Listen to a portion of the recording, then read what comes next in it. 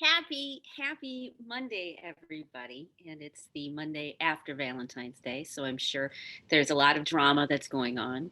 Valentine's Day, in many different ways, it can bring love bombing, or it can bring heartbreak and betrayal, or it can bring new beginnings, or it can bring all sorts of crazy stuff.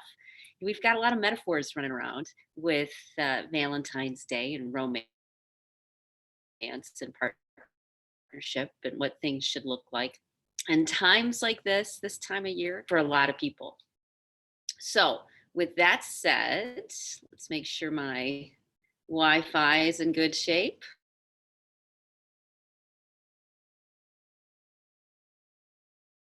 Okay, looks like we're good.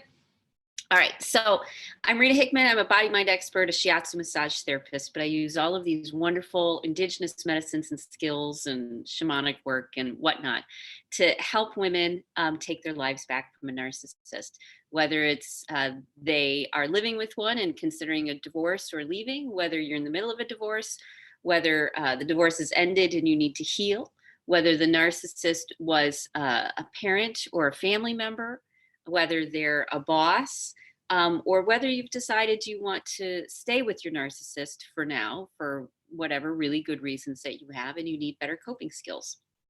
The interesting thing is I could completely dial down on one of these, but really it's a whole process. And since we are all aspects of all of these different parts and pieces, sometimes one day you want to leave, the next day you want to stay. One day you hate them, and the next day you have compassion for them. So no matter where you are in your journey, it's really great to bring people together who are in other parts of the journey, who are above and below, ahead and behind, because that's how we gain the confidence and the understanding to move forward, that we're not alone. So today's topic is about how do you walk away from a narcissist without regret. So one of the things that a narcissist does is, because they have the emotional drama that they do around them, they create a constant level of anxiety in whoever is in a close relationship with them, who's being victimized by them. And that anxiety keeps you very much out of your rational mind. It keeps you in your amygdala. And in fact, in my business, we call it amygdala hijacking. So that little piece in the back of your brain goes into overdrive, and it says, you know what, this is really dangerous and we need to be hyper aware. And so your digestion shuts down, all sorts of important systems shut down. In fact, a friend of mine talked about it, how she started to crave salty snacks. And when your body craves salty snacks, it means that it's getting ready to save itself. It's getting ready to run away. It's dumping out extra potassium and charging the body up. So I mean, stress and being hijacked by your amygdala regularly really starts to wear down your body, because it can't it can't heal itself, because it's constantly in a high level of survival and awareness. When you are in this place, you can't even consider walking away. The anxiety and the levels of fear and the confusion and the physical hijacking that you get keep you right in place, making the same decisions, going around the same circle, just praying that there will be some relief, praying that somehow magically this will all solve itself.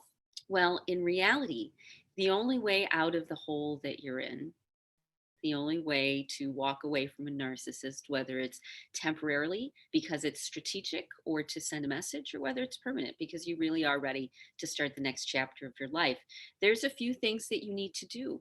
And one of the most important ones is to start to give yourself permission to start to take care of yourself, to heal, to give yourself permission to take even one small step to move in a good direction. And one of the best directions to go is to find a healthy, supportive, loving community of some sort.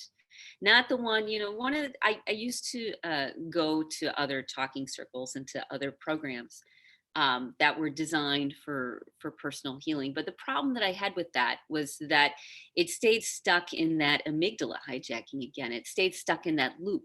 People never really got past the anxiety and the fear and the anger. They never really moved past that, and so there wasn't a resolution. I was reading an article the other day about reasons why therapists keep their sessions to 50 minutes, and there were a lot of really good reasons. And one of the reasons was, people can't talk about their problems for 4 hours because it would destroy the rest of their day. Well, this idea that you have to just open a door and then close it again isn't very healing. It's not very healthy. You actually need a group where you can feel like you have enough time to say whatever you need to say, that you're being heard, that you're able to move this energy out of you, that you're able to come full circle and come to a resolution in some way. Maybe it doesn't have to be in a 4-hour marathon, but it's not left hanging. Things aren't left hanging for a week where your body's trying to figure out, are we in the middle of this trauma again? What are we doing about this?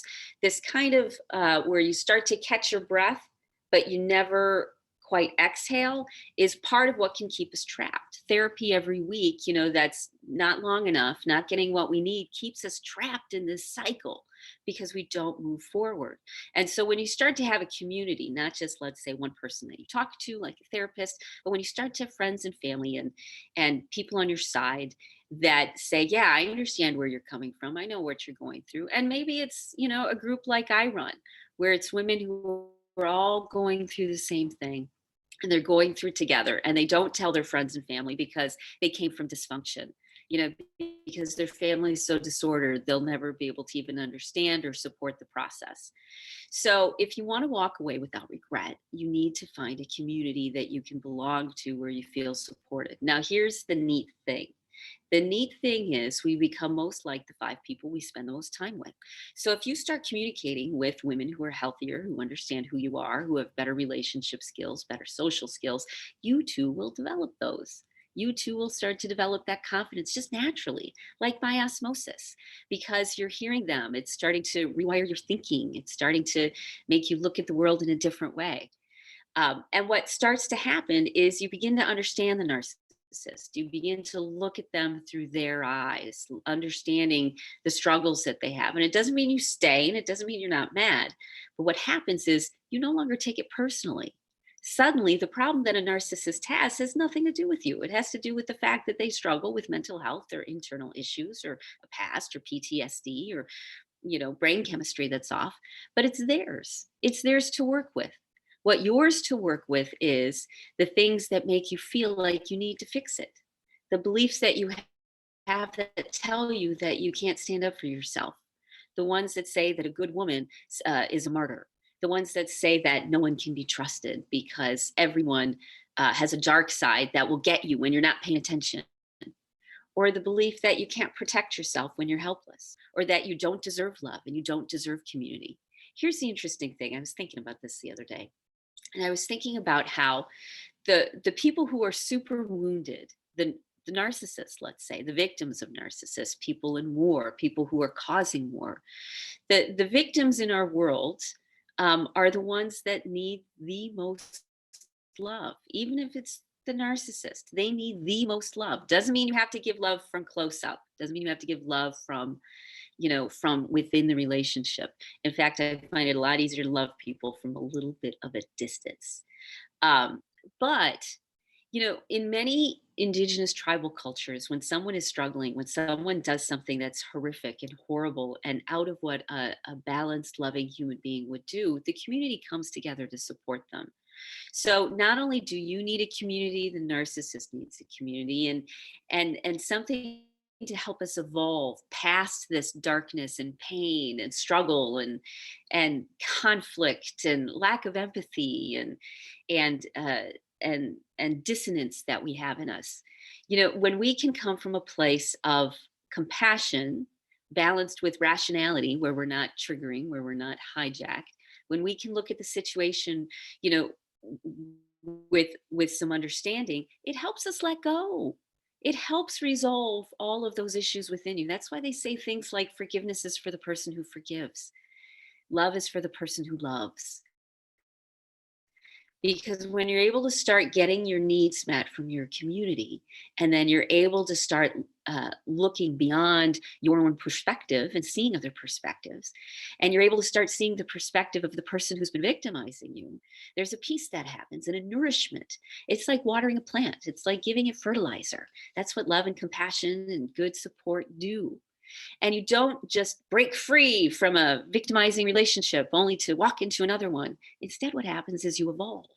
You grow beyond that. You grow beyond the need to have such a destructive relationship.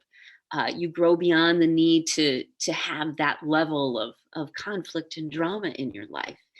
And you start to recognize that you are no longer the little person who is helpless, or brain wasn't developed enough.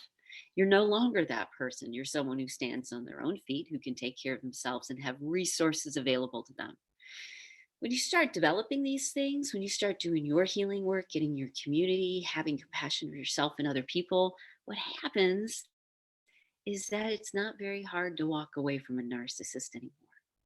Because now it's not about you and about them, it's about a bigger issue. It's about getting your needs met. It's about having love and compassion for yourself and other people. It's about respecting yourself.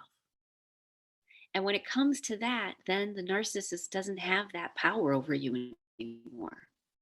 They had the power by keeping you controlled, by keeping you manipulated, by keeping your brain in a constant state of stress, by keeping you never knowing what's going to happen next, by keeping you uncertain and insecure.